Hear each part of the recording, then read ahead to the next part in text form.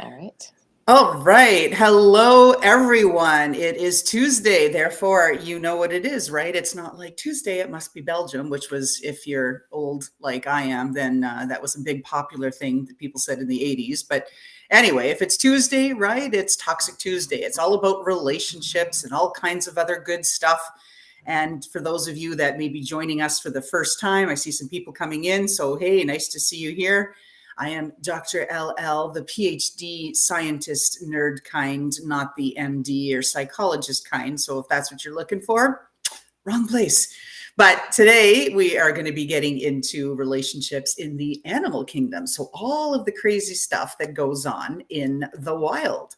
Hey, we've got some people here coming in. Hey, I see Sandy Wandy and a few others. Hello, hello. Our guest today has been a longtime friend of mine, which is a note to self, like bonus tip. Be nice to the people that you sit in class with, because not only might you need like notes or help with studying for an exam, but you might be friends with them decades later. And so this is Professor Geeta Kaluru. She is a professor at California, Cal State, Cal Poly, San Luis Obispo. She is an ecologist, and she has done all kinds of cool stuff on top of all of the other accolades that she has. Tons of publications, tenured professor. Oh my God, it goes on. She's graduated so many students. She's done really funky things with fish and crickets, and we'll get into some of that. But one of the the really big things is that she has probably the most popular course on campus, which is the biology of sex. Hi, Geeta. Thank you for coming to the show. Hello. It's my pleasure to be here. Well, as always, I said, we get really good guests. So let's just, we'll roll back in time and reminisce a bit. Geeta and I met at a Canadian university back when the dinosaurs were just starting to fade out.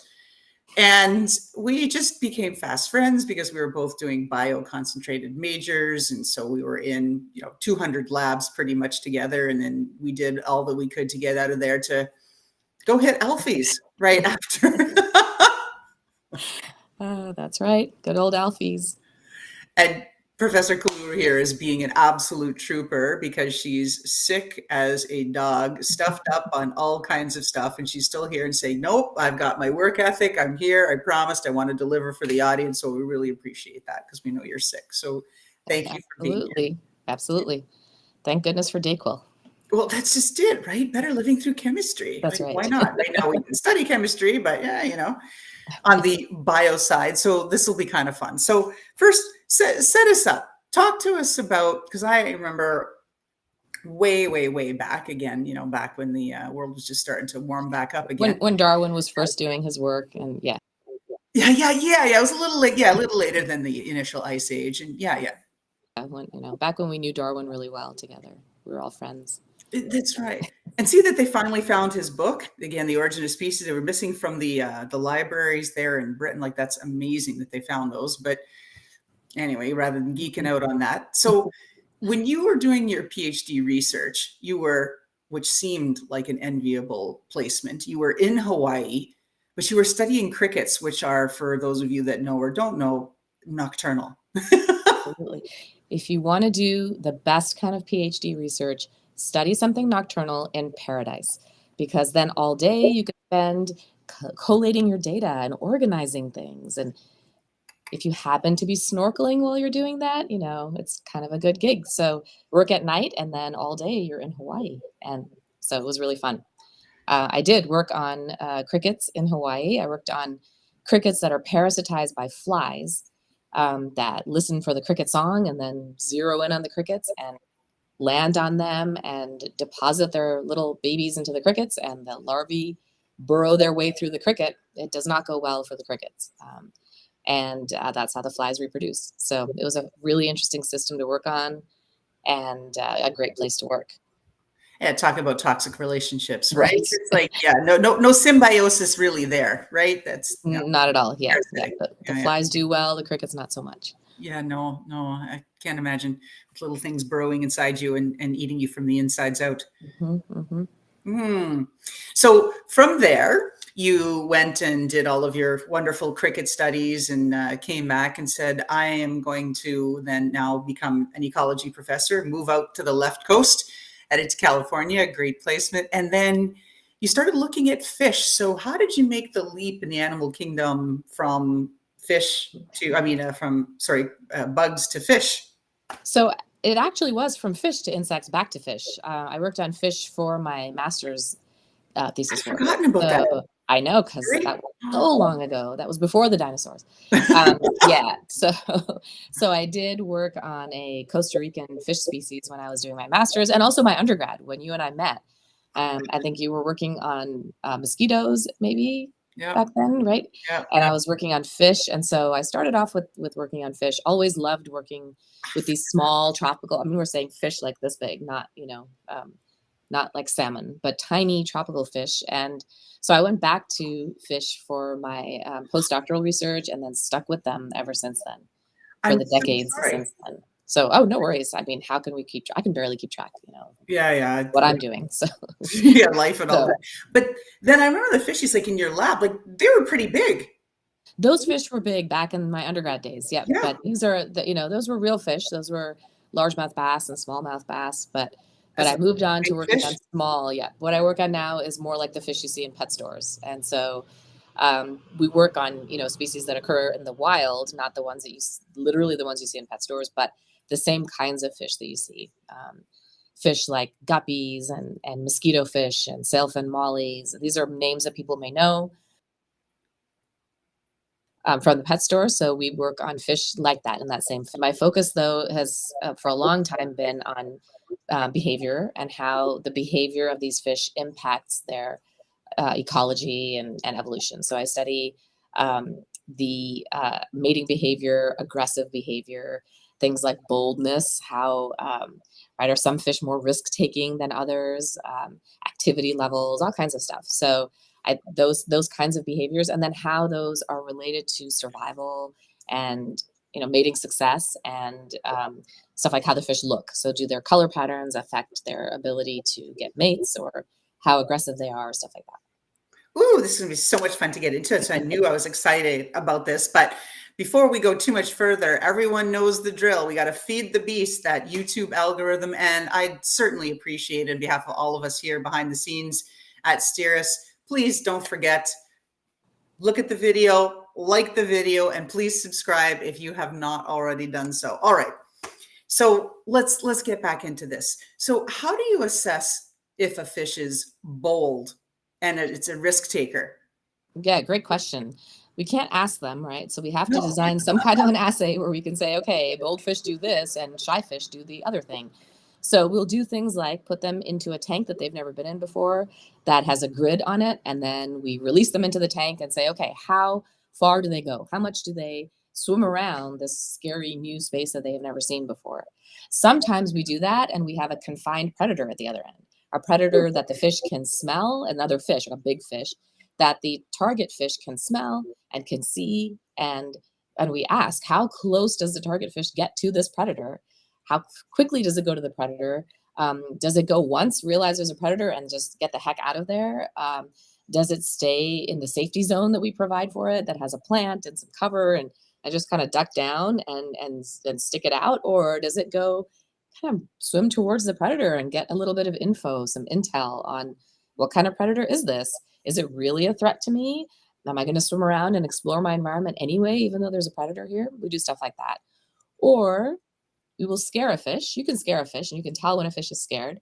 So we will scare a fish. Get ready for this. This is our tried and true test based on the Okay. literature for how to scare a fish. Take a fish, let it swim around happily in its tank, and then release a ping pong ball on top of the tank so that it falls onto the water. And this will cause the fish to think there's a predator of some kind, maybe a bird that's diving down to try and get it or something. And the fish will go down to the bottom of the tank, get really dark and really still. And it will be like that for some period of time. And then it will start to swim around again comfortably. So that we measure that latency time to recover from being scared, essentially. And it turns out individuals vary in terms of how long they take to be comfortable again once they think something scary is happening. And so all of these kinds of things are used to figure out, by us and other people, are used to figure out how bold a fish is. got to share this stuff with some of the places, like the retail sites that sell all of these fish. Because I know, and I've called you so many times about my fish. Oh, I think it has ick. Oh, I think it's this. We have a massive tank at home, 125 gallons, which is Love not it. small. And we have tons of fish, but we've also gone through tons of fish because even though the fish people told us, no, no, they'll get along. The little tetras and cichlids, they'll be happy together. They're not. Not They're not always, putting it not together. always. Yeah, yeah, Yeah. yeah. And so a lot of aggressive behaviors there. So, okay. Then you talked about how some fish, I guess they're just prettier and they can attract a mate better. So what's all that about? Yeah. So there's a lot to it in fish and all kinds of animals. Some individuals have what are called ornaments. So it could be pretty colors. It could be a fancy looking fin, that you see on some fish. And this happens in all kinds of other things like birds, with the fancy feathers that are beautifully colored. Lizards, all kinds of species have these beautiful ornaments. And a lot of those evolved because they aid in attracting a mate. And so individuals, oftentimes it's males, although it doesn't have to be, will produce a display of some kind and try to attract, in that case, females to mate with them. And in some species, there are only two sexes. And so there may be males displaying to try to attract females, for instance. And the ones that have the best adornments or ornaments are the ones that are best able to attract a mate or attract multiple mates.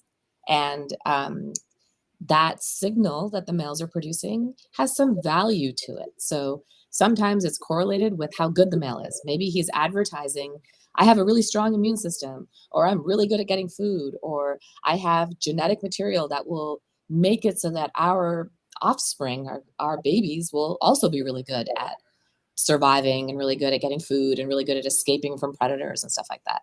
So females know in that case that that signal indicates how good the male is at life in general. And so they will potentially choose to mate with that male. And the signal is kept honest because only the best males are able to get away with producing it. So if you are, say, a peacock and you produce a beautiful, brilliant display, that thing's going to attract predators, right? It's also really, really kind of weighty and hard to fly around with this huge tail feathers, for instance. So only the really good males can afford to produce those kinds of displays and get away with it. If they're not genuinely good, they're not going to be able to pay the cost. So whether it's males or females doing the display, there is a signal value in that, and everyone should pay attention to that. And so those are the kinds of things, and we study those in these fish. Males that have more stripes on their skin or that have slightly more yellow skin than others, are they indicating something of value to others? And sometimes it's not just how good of a mate they are, sometimes it's how well they can fight as well. So their color patterns may be indicators of how good they are, and they're honestly telling others, hey, don't mess with me. I've got this bright color pattern. I'm telling you that I'm going to win if you fight with me. And so most of the time they're going to be left alone if the others are not as good at fighting. So And you talk about like where it could be either gender is putting on the display. So, and again, trying to liken some of this back to the human world that we live in, sure. because at the end of the day, the animals, the animal kingdom, very primal, right, and what they're doing and why they're doing it. So, in these mating rituals, is it primarily the male who's putting on the display and trying to attract the female, or is it the female that she's the one putting out the signals too Right, and saying, right. decide? I mean, how does that work? Who makes the decisions? It makes us so we're talking about patterns that have evolved, right, in different species. So no one can decide. No animal can decide any more so than humans can. We're another animal, so we are the same as the rest. No one necessarily can decide individually, but these are evolved patterns. So that's one thing. Another thing to keep in mind, you use the word gender. We have to keep in mind that gender is a word we use specifically with humans, right? Because gender is an expression that a person identifies as. So gender is something that we would only know about a person if we ask them, for instance, or if they tell us, what their gender is. For other species, it is sex, right? If we're talking about males, females, some fungi have more than 25,000 sexes, so it's not dichotomous. What? Oh my God, it's been a long time since I've Pretty- studied my mycology and phycology. 25,000 known Yeah, sexes yeah, in absolutely. They have very specific genetic markers in terms of which one individual can successfully have sex with another individual. And so everything has to align for them to be able to successfully have sex with each other. So if you look at every unique genetic variant, you end up with tens of thousands that are really each their own sex. So that's an extreme case. There are lots of interesting species, including our own, where there aren't just two sexes, right? So this gets into all kinds of things to unpack. But getting back to your point, I just want to make sure we use the words gender and sex, the way, like, appropriately. But getting back to your point, these kinds of things happen in humans too, right? We engage in mate advertisement. You look at Tinder profiles, look at any other kind of dating website, and the kinds of pictures people are putting up there, the kinds of things they're saying about themselves, the kinds, there's all kinds of men with fish. I don't know what the deal is, but I saw a New Yorker headline that was something like, "I am Tinder guy and I will provide for you." And he's got a fish. So Okay. there are definitely advertisements that happen in our own species for sure that are very similar. And so your question about which sex is it that advertises, in humans, it has evolved that both sexes really advertise. But in lots of other species, it is common for males to be the ones that advertise and for females to be the ones that answer that advertisement. And that has evolved because, in general, eggs are really expensive to produce, Right. super expensive. Whether you're talking about a worm or a lizard or a fish or a human, any species, typically eggs are really expensive and sperm are really cheap to produce. So for a long time, the conventional wisdom was sperm are cheap to produce. So males, and now we're talking about all kinds of species here, males should be really competitive and advertise and advertise and advertise and try to mate as much as they can. Females should be really conservative about who they mate with and who they invest this expensive egg into. And so females should be choosy, males should be competitive. Well, the more women have started to study animals, the more we know that pattern is true sometimes, but not always. There are lots of species where females advertise and males are really choosy about who they mate with. And we now know, thankfully, because researchers have started to study it, for instance, that in lots of bird species, females sing. We don't even think about female birds as singing, but they do. And it took female researchers, frankly, to Go to figure. study those birds, and also researchers in places that are not, dominated by Northern Europe and North America. When those kinds of researchers started to, become more to the forefront, and female researchers started to be more prevalent, we started to recognize, oh, there's a lot more to this than we thought before. So there's so much to unpack just in that one question, but those are the reasons that oftentimes it is males that advertise and females that choose, but it doesn't have to be that way. And in humans, we've evolved mutual mate choice. We evolved to be mostly monogamous. So, and we also evolved biparental care. Now, I want to be careful to make sure that I'm not at all suggesting that a family that has a single parent or that has, two male parents or two female parents is somehow like not going to be a successful family or anything like that. But over evolutionary time, the most common type of family unit that evolved is a biparental heterosexual family, right? And so because of that, um, males have not really evolved to have as many different kinds of mates as possible as the most successful strategy in humans. Instead, it is this sort of trying to attract a mate, yes, but then sticking with that mate to raise those babies to be the most successful they can be. Because that's a pattern that mostly evolved in our species. We do have kind of mutual mate choice, but females and males tend to advertise different things. So females tend to advertise fertility and tend to advertise things like personality, things like that. And Mhm. males tend to, advertise things like their ability to provide. I mean, there's something to that phenomena in Tinder profiles, but there do seem to be some sex differences.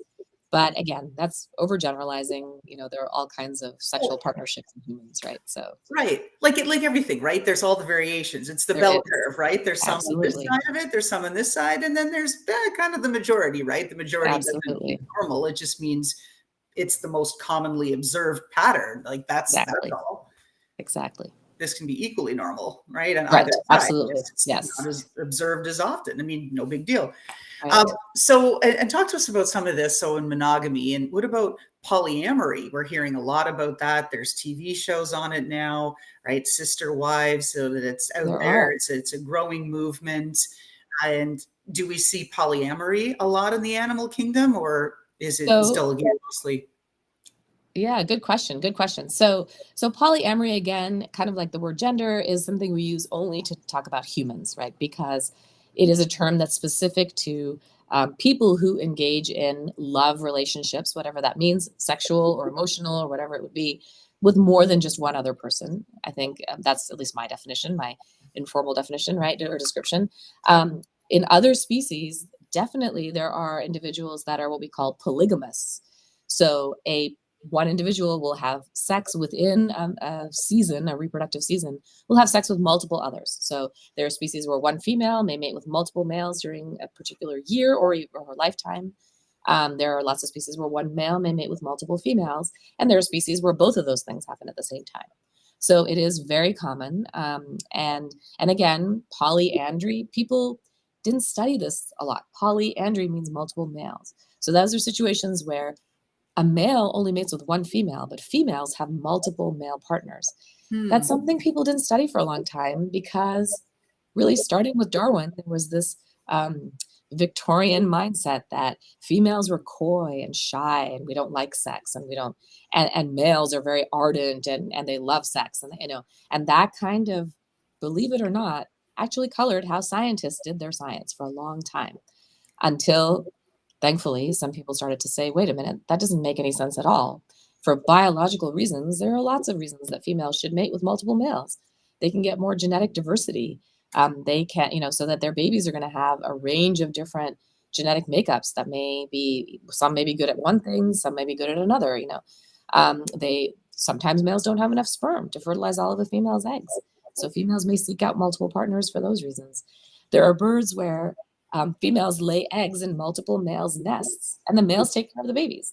The female What? drops the eggs, leaves. Species like jacanas, for instance, the female will lay eggs in the nest of one male. Multiple males will make their nests on her territory, and she lays eggs in one male's nest and then goes lays eggs in another male's nest. Sometimes a male ends up taking care of eggs that are not his own, and all kinds of stuff happens. So there's a ton, like you say, of variation. Everything you can think of is happening out there. Now, you've been teaching the biology of sex for a long time on campus. And from all the conversations I've had with you, it seems that every year there's something new. It's never the same class twice, right? Absolutely, Learning new absolutely. I things. have to take my glasses off for this one. I agree. Yeah. Absolutely. Biology of sex is the best class. And the class we teach here is, I co-teach it with a co-instructor, and it's super fun. It is a GE, so general education, non-biology majors class for freshmen. So that means we get to hear perspectives of all kinds of really cool students who are, I mean, I love our biology majors, but it's really fun to hear from students from other disciplines, bringing their perspectives to our class. It's always just amazing. And yes, there's all kinds of new things all the time. Just as one example, we are hearing about more and more species where females can have babies without ever having sex with a male. These are, Some of that. yeah, these are sexually reproducing species. This kind of thing was first discovered when there was a shark, for instance, in an aquarium by herself for years in an exhibit. She had not seen a male of her species for way longer than those sharks can store sperm. And all of a sudden, one day, there's a baby in the tank. And, people working at the aquarium were sort of like, okay, did someone like come in, put a male shark in, and then take it out and we didn't notice? I don't think so. Did someone come in and like sneak a baby into this tank? Probably not. We have cameras, nothing happened. What is going on here? And then they did genetic tests and determined this is a baby produced without sex being involved. So then it sort of went from that, for years we taught the class, oh yeah, this can happen sometimes in captivity in a few species, very strange. And then it was sort of like more and more and more species. And then people started seeing it in the wild. And so for a while, it was just, okay, ectotherms can do this. Those are species that we sometimes colloquially call cold blooded. So the sharks can do this, lizards can do this, snakes can do this, but not endotherms, not animals that are warm blooded. And then just a couple of years ago, we found out that birds, California condors, an iconic California species, they can do this too sometimes. So stay tuned. We don't know all the species that can and cannot do this. It's fascinating. It is. And of all the tidbits and things and scientific factoids and research and experiments and conundrums that have risen through this for all the years you've been teaching this, what's the most random thing that you've learned through your instruction as a professor with the biology of sex class? The most random thing. Okay, so we've just been talking about, and this is just one of, by the way, there is a huge list, but okay, there are a couple. One is you can have a couple, Gita. It's you. You can take awesome, a few. Awesome. So some species can reproduce without having sex. One such species are sea anemones. So when you go out tide pooling, you may see anemones, right? Anemones can reproduce just by splitting in half. It's crazy. It would be like if I just suddenly split into two, it would be gruesome and weird, but they can just do that naturally over the course of hours and produce two genetically identical individuals where there was just one. A pretty neat trick, right? You don't have to have sex or find a mating partner or anything. And so that's really cool. Fine. They can do that. That they can do that is pretty cool, but that's not what I'm talking about. There are crabs called pom-pom crabs that use anemones as defense mechanisms. So it's a crab, picture a crab with an anemone in each claw, right? And it looks like pom-poms. They use the anemones, which have stinging cells. They use that so that when a fish tries to eat the crab, they can wield the anemone to try and fight off the fish because the anemone will sting the fish. That's two cool things so far, right? Yep. Well, it turns out that these crabs can cause an anemone to split without destroying the anemone, which is crazy. Like, please don't try this at home. We can't just do this, right? Experts who know how to breed these anemones maybe can know how to do this, but if we tried to do that, it would go very, very badly. So please don't do it. But these crabs have evolved to be able to split an anemone themselves so that if one of their pom-poms gets stolen, they can split the one they have left into two. Crazy. So far, this kind of reproduction, asexual reproduction is called, without sex, we've caused other species to do it, and these crabs cause other species to do it, and that's pretty much it. So that was one cool example. Another is there are worms, marine worms, off of the coast of Japan and probably elsewhere in the world. So it's a worm, and it has its reproductive bits at the rear end of the worm. When these worms get ready to have sex, instead of just, maybe releasing sperm and releasing eggs into the water the way that most of these kinds of worms do, instead what happens is the rear end of each worm, the male and the female, starts to grow its own brain and its own set of eyes, and then breaks off of the rest of the worm. Not kidding. So you've got a bunch of eggs in ovaries that now have their own brain and eyes that break off from the rest of the worm. And the same thing happens to the male worm, where there's sperm in, testes with their own brain and their own eyes. These break off of the adult worms and then they kind of swim away and find each other. And then fertilization happens. The adult worms are still there. They start to grow new rear ends. And then these things that have dropped off of them have sex. And then the fertilized eggs are released and then they die off. Like, it would be like if my ovaries developed a brain and eyes, left my body, and then swam around looking for a pair of testes that did the same thing. That is absolutely, totally freak show. Yes. Yeah, absolutely. And then the adult worms that lose their rear end bits and all the genitalia, now they're just like they grow new ones. Bits. They're eunuchs, right? And did they ever, come back to having genitalia again to repeat the process again? Yeah, it's keep going, cycling. They grow new ones, and I don't know how long they live and how many times they can do this, but so it's thought that this protects the adult worm, the rest of the worm, from the dangers of having sex and being exposed to predators and things like that. And so they can hide, and stuff and be careful, whereas their rear ends are off having sex and absorbing all the risks of the. That is crazy town because, we know in the animal kingdom, there are some animals that copulate for extensive periods of time, and that puts them at high risk of predators. Yes. It's not just one of them, it's two of them, and they're twice as easy to see. And they're distracted, right? Yeah, Let's yeah. face it, we're not paying attention at that time. So I don't know. I've never asked him, like, excuse me. Hello. be Is sure to now look out for a predators. Yeah. good time? Wow. And so on that, what is the longest copulation cycle in the animal kingdom? I don't think I know that. I have never been asked that question. I Yes. know you got it. You I stumped me. never get to say, I win a prize. Yay. I know that, yeah, there are beetles that will stay in copula for hours and hours and hours, but I don't know what the winner is for the longest. I'll have to look that one up. How could I not talk about that in the biology of sex? Absolutely. I think that's a new, topic Mm-hmm, mm-hmm, mm-hmm. having some material. Absolutely. Yeah, yeah. Now, on other stuff, so we talked about uh, choices and how it's different, at least in the animal kingdom versus most of it in the human side. Of course, there's horrible situations where there is no choice, and there's things like that, which we're not going to get into. That's the nature of this show. It's the PG-13, make it interesting uh, to talk about all of these things that go on in the animal kingdom with respect to relationships. But I know, for example, male bottlenose dolphins, they're supposed to be real like punks when it comes to harassing females until the females Mm-hmm. agree to mate with them. So is this a kind of common behavior in the animal kingdom that the females just finally just kind of give up and are like, oh my God, like if you're gonna keep at it, like I'm like, get it done. Like, let's go. Let's go. Right? So certainly we see something called coercive mating that happens in lots and lots of species. And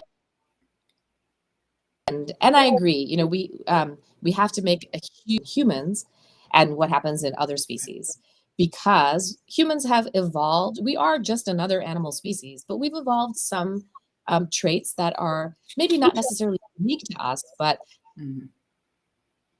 that are certainly important in terms of in this regard. So we've evolved social systems, and we have evolved, for instance, such that that kind of behavior is not acceptable in our social system. Right? Lots of species, ants have a social system and have evolved traits that are what we say adaptive versus not adaptive.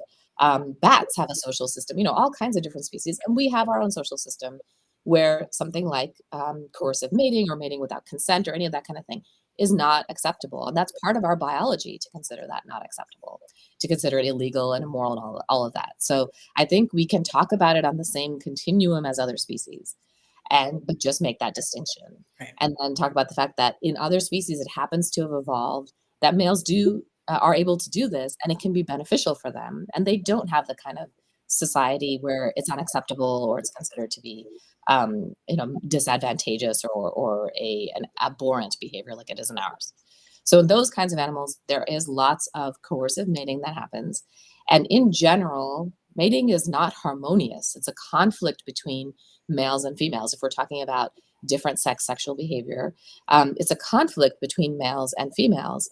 And each has evolved to look out for their own selfish genetic interests primarily, right? That's what natural selection favors.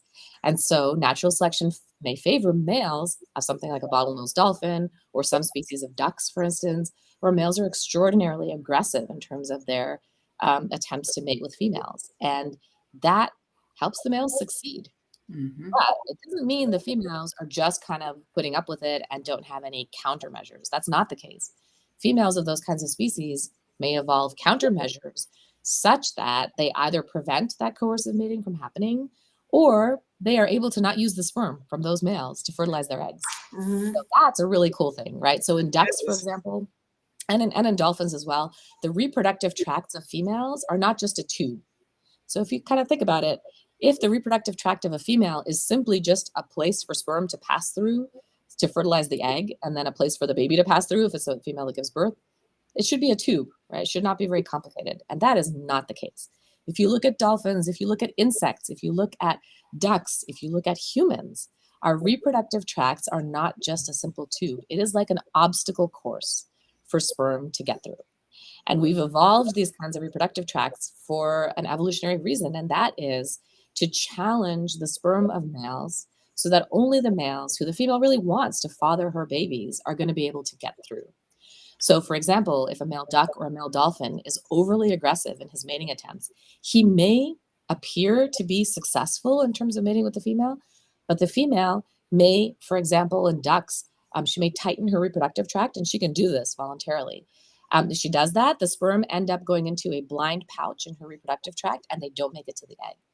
And that male's not going to be successful in terms of having babies. Whereas males who the female actually likes and is preferring to mate with, she can relax her reproductive tract, and those sperm have been shown to make it to the egg more successfully. So, and there's all kinds of other, traits that have evolved in all kinds of other species. Human reproductive tracts, female reproductive tracts, have a very low pH. You may have heard about this. This is natural, normal. It's an evolved response that weeds out some of those sperm that may not be the best sperm.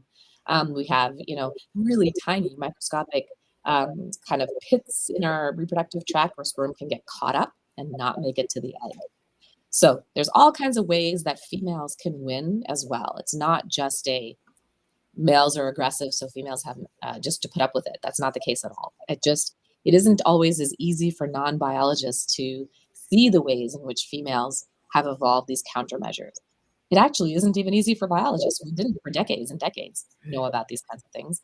There are groundbreaking researchers, and again, I was going to say they happen to be women, but I don't think they happen to be women. I think it is because they're women that we are finding out a lot more about females in this regard, and not just these extremely persistent males who are persistent for a good reason. It's a biologically advantageous way to be.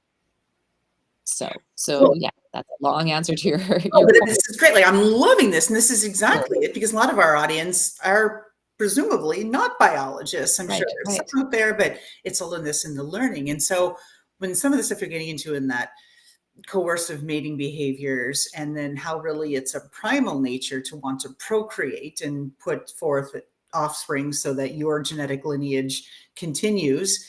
And we were chit-chatting a little bit just before the show, and I was saying that, there's only really a couple of species that have it so that sex is pleasurable, for example, dolphins and humans.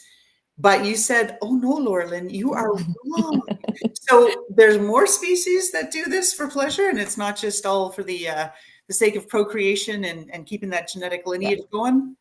Absolutely. And again, the more people started to, open their minds and study a range of species and not be sort of locked into hypotheses that they had before, the more they're finding out, just because they may not have the kind of facial expressions that we have doesn't, so we can't necessarily tell if sex feels good, doesn't mean that it doesn't feel good. And there have to be other ways to ask that question. And so one way to ask that question, and I don't know if you want to get into this, is self-pleasure, let's put it that way, right? So that kind of behavior is something that we may have thought only humans and maybe other primates engaged in, but no, dolphins do it, bears do it, beetles do it. And if you know what behavior to look for, squirrels. And sometimes they engage in that kind of behavior for other reasons. So it can help to, for example, clean the genitalia and get rid of parasites, get rid of sexually transmitted infections and things like that. But sometimes it's very clear that it just plain feels good, right? It feels good to have sex for a lot of species. And I think that understanding that or starting to learn about that can help us to understand other things like, can these animals also feel pain then? And does that inform us about what kinds of studies we may do on them? What kinds of things are okay to do with them? And so certainly, yes, it seems that sexual pleasure is not something that's limited to what we may have thought of as smart species like dolphins and dogs and humans or something like that. It's not just those kinds of species. If beetles engage in sexual activity that's not for procreation, then, and the other thing it opens the door to is understanding same-sex sexual behavior, which is, seen in many, many, many species. And it is certainly not something that's just found in humans. It's not necessarily, again, for the same reasons. I don't want to make it sound like it's evolved for exactly the same reason in all kinds of species, but it certainly happens in lots of species. And the explanation for it, that sex just feels good, which biologists may have poo-pooed, decades and decades past or in years past, like, that's not a good enough reason. Absolutely, it's a good enough reason, and it's why it happens in some cases. So it's pretty cool to understand that opens the door to lots of different kinds of ways of thinking. Well, yeah, and it's also where it becomes a little bit random, and it is, I guess, something to poke fun at, and like, what do you do? I watch some copulate and self-pleasure themselves all day and just see how many Absolutely. times a day they're doing whatever it is that they're doing. I tell my students all the time, you have to, if you're working on cancer genetics, it's really easy at the Thanksgiving dinner table when grandma says, "So what are you doing for your research, dear?" And you can say, "Well, I'm, trying to cure cancer, grandma, by understanding the genetics." That is wonderful, right? But try to explain that, well, I'm Yeah. kind of making fish pornography, and then I'm playing that back to fish to see who the fish like to have sex with, and it gets, pretty uncomfortable pretty fast. Yeah. So, yeah, I Yeah. tell my students, maybe just pick one relative at a time and chat with them about what you're doing instead of. That's great. And then, well, you've inspired so many students over the years. I am always seeing the I hope photos of so. you and all the graduate students that you've had go through your program and get their dissertations completed. And yeah, it's amazing. It's a chance It just to learn, just even as we're chatting about this. I'm like, oh my God, this is like all the stuff. I yeah. miss this stuff. I'd love to sit in your class. Absolutely. Well, I mean, I learned a ton from them, so it's the best part of the job by far. They are awesome. All of my students, that's why I said you would think freshmen non-biology majors, oh, come on, they bring so much cool stuff to that class. But the research students I have, I mean, yeah, they're amazing. I'm constantly just proud and impressed and somewhat overwhelmed sometimes with Wow. how sharp they are and how resourceful and all of that good stuff. So all the cynical things people may be hearing about young people these days and stuff, no, they're amazing as ever. So yeah, I love it. It's the part of my job I love the most is interacting with students in the classroom and in research and just informally as well. That is great. And then so, and I want to pull it back again on coercive mating behaviors, and you said that really is sexual conflict, that's It just is. evolved throughout the animal kingdom, towards the higher goal of procreating. Is that really the majority of the activity that you see in the animal kingdom, or are there statistics known about how often it can be more like consensual? Or because we hear about these signals, like some of the rhesus monkeys and others, like again, they have their signals that females advertise they're ready, Right, they're right. going to be receptive for mating, even though it Yes. might be somewhat violent as far as like a mating process, but still they're flagging and saying, okay, I'm ready. Yes, absolutely. There are lots of species in which the act of mating is not, like you say, nearly as violent, and females may say they're ready. Males may also have evolved to advertise to females in a way that doesn't stress them out and doesn't cause them to not want to mate with them. So there are lots of species like that. There are these really cool birds called bowerbirds, for instance, who build, and the males build these structures called bowers that are not nests. They're made out of twigs. They're these amazing architectural marvels that males make solely for the purpose of attracting a female to mate with them. So females check out the bowers of different males. They look for how neat they are, how symmetrical they are, how many decorations they have. So males will put flowers near their bower and shells and rocks and petals and things like that. And females check out the bowers to see which one is the best, and then the male does a display in front of his bower to show off his feathers and stuff Look like at that. me, I'm a Yeah, sticker look at artist. Mine me. is so much better than his down there. Exactly, It's better. Look, it's exactly. got flowers. And look at me, look how beautiful I am. And so in those kinds of species, it's all about not stressing the female out. If the female is startled at all, mating doesn't work. And so males are extremely gentle with the females and are not aggressive at all in terms of their mating attempts in species like that. So there are many cases like that where mating is absolutely much more harmonious seeming, even if still in those species males are after their own selfish genetic interests and females are after their own selfish genetic interests. The act of mating isn't necessarily aggressive. So I don't want to make it sound like that's always the case. And then think about all of the millions of species where mating happens outside of their bodies, right? The females release eggs and the males release sperm, and they don't even ever touch each other as part of mating. So it's not at all always the case that it has to be this super aggressive or coercive situation. It's just those tend to be the examples that biologists like myself happen to study, right? But that's not the only kind that are out there, for sure. And then, of course, there's the whole next level, right? 10x of toxic relationships where the female is very interested in giving her eggs or her offspring, whatever form that they're in, a really good chance. So she does that by, a little assassination on her mating partner, right? And then using Absolutely. protein to feed her babies. Absolutely. And that So if you know about the praying mantis, the most famous case of that happening, then that occurs. The female eats the male. The female eats the male while they're still having sex. She starts with his head, so she kind of leaves the business end alone, and she starts eating his head, and then continues eating the rest of him. But they're still having sex. He's still transferring sperm while that's happening. And so you may ask, well, is this toxic, or is this actually really cool and interesting and beneficial for both parties? That may seem really weird at the face of it, but then you think about it. Okay, we know why it's beneficial for the female, right? She gets to have dinner, and she's mating, and she's also having dinner. She doesn't have to leave the mate in order to have dinner. But Right. what about the male? Why would the male ever allow this to happen? And there's a reason.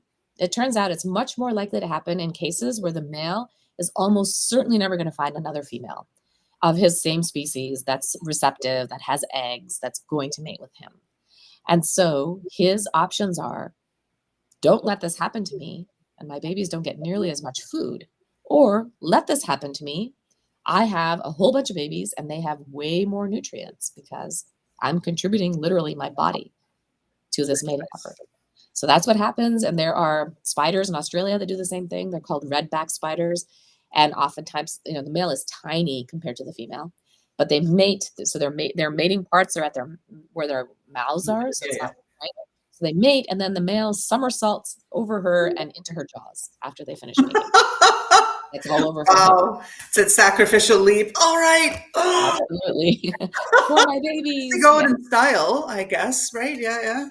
Yeah. All to feed his babies, right? So it's really the same thing as breastfeeding in humans. It's the same thing. It's a parent giving nutrients to their babies. It's just much more gruesome and fun to, think about that way of doing it. Yeah, it's always a little twisted, right? Like I was saying, putting it in the write-up description here, if it's a Tinder date and you're thinking, oh, swipe left, let it go. I have a whole collection of praying mantis cartoons I can send you. There have been a lot. They're always favorites in class. I have a whole compendium of them that I give to my students. Yeah. Oh, I'm sure that's always, I guess, always. It's like, I think the one example that everybody knows, no one really knows Right. I wouldn't say nobody, but I would say few people really know that it's because the male has no other choice. This is their kind of their last hurrah and attempt at this. And so, and it's beneficial. Yeah. So that would be kind of one lesson from all of the crazy, strange examples of animal sex and other kinds of animal behavior that I've learned about, is almost always there will be some explanation that makes sense, right? It's rarely the case that it is just bizarre behavior that happens and there's no reason. I think humans may be kind of the rock stars of that, of doing things where you just sort of like, okay, I can't think of any explanation for that person's behavior, So that can happen, and I think that's a lack of emotional intelligence, right? Something like that. Yeah, those things can happen for sure, and that is, I think, I'm certainly no expert in human behavior by any means, but I think that is in part a consequence of our giant brains. Our giant brains allow us to sometimes do things that are pretty strange. So that bell curve you were talking about, right? The tails of that curve can be really weird sometimes. That's right. And then one of the things you're saying too about toxins, we were getting into that. So toxic is a word that everybody throws out. And it's not just sort of the overarching umbrella that we have for this Tuesday series on relationships, whether it be professional or personal relationships, but it's like, that's toxic. That's toxic. Everybody throws it out all the time. But it's not really, because the definition of toxic in biology and in toxic with respect to mating behaviors is not that. So enlighten us, Geeta. Talk to us more right. about about really the true definition in that sense of toxic right. relationship there. So as a biologist, when I hear toxin, I think about a really cool, wonderful thing, an adaptation that has evolved in some species to make them unpalatable to predators. So it's a chemical substance of some kind that makes the animal dangerous to eat, right? So I'm thinking so literally as a biologist that a toxin, so you may have heard of pufferfish, for instance, that have tetrodotoxin, right? So and so there's something that you have to be really careful to order at a restaurant. The chef has to know exactly how to prepare that fish so that you don't accidentally get some of that toxin that will kill you. And so it becomes this delicacy to eat and this really, kind of unusual and expensive thing to engage in. So that's where my mind goes with toxins. because I'm not focused on human interrelationships and that word. I think certainly there are human relationships that are toxic for sure in the ways that you talk about in this series. And I think that's absolutely legitimate. It's just a different place than my mind goes to. And these examples we've been talking about conflict, are not toxic. I would say they're absolutely advantageous and have evolved and are beneficial. It's just that one party may get hurt and the other party may win, but then it may flip around over evolutionary time, right? It's kind of like if a predator, you know, takes a prey animal, that's really horrible for the prey animal, but we wouldn't say that that was bad or wrong on the part of the predator the way we would for a toxic human relationship, right? That's just natural. It's part of nature. So I think that with humans, in some cases, like we've been talking about, because we have such large brains, such complex emotional lives, and all kinds of ways in which there's something called dysregulation that can happen in human brains, I think we end up in toxic relationships that really are not advantageous or adaptive or naturally evolved, and therefore we should just leave it alone. That's not the case at all, right? There are lots of relationships or interactions among humans where we absolutely should step in and prevent that behavior from happening anymore, or however it is that we do that, whether it's taking ourselves out of a toxic situation or whether it rises to the level where there needs to be some kind of intervention for that toxic situation. So I don't want to undermine that. Right. It does happen in humans. It's absolutely real. And that also has evolved. So I also teach a class called evolutionary medicine, where we talk about why is it that behaviors continue to persist among humans that seem maladaptive, that seem like something that is not good for us, not good for the person who's exhibiting them or for the people that they're interacting with. How could that happen? How do things like anxiety and depression, how do those kinds of behaviors maintain themselves in us when they're not advantageous? So there are evolutionary explanations for that kind of toxicity, I would say. Not that depression and anxiety are toxic, but for the kind of toxic behavior that you're talking about, there are explanations for that as well. But it's not something I would apply to other kinds of animals other than humans. So this is why we need to have professors on to every once in a while and say, that's not really toxic. It's not a toxic relationship. Rethink this, reframe it. And if it's bad, just get out, right? I mean, Yes. you have the option as, Yeah. as humans. And in preparation for our conversation here tonight, I was looking at some of the crazy and random species, and I think we'll, wrap up the show as we're heading out here into the home stretch with things like that. I saw this Australian mammal, Antechinus or something, that goes on this crazy, crazy mating spree, Absolutely. 14 hours. It just throws itself at anything and everything Yeah. that will Yeah. mate with it, and then it dies because its immune system collapses. I mean, Antechinus is actually, yeah, Antechinus. okay. They're little marsupials. Yes. So the males do what you just described. So the males will mate and mate and mate and mate, as you just said, for hours, maybe even days. And while they're doing this, they're putting no energy towards their immune system. We don't always think about this, but we're always putting energy towards our immune system, right? Even right now, we are putting energy towards our immune system. Well, I'm actually fighting a cold. So Yeah. we're putting energy towards maintaining ourselves, towards keeping ourselves healthy. These males stop doing that when they are ready to reproduce. They don't live very long to begin with, but the males stop doing that. So they're not repairing tissue damage. They're not fighting off infections. They're not doing any of that stuff. They're putting all their energy towards sex and nothing else. And yes, they mate until they die.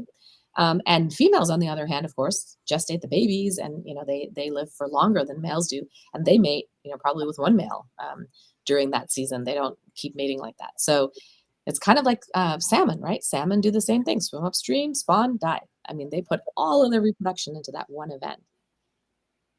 It's amazing. The variation that's evolved is incredible.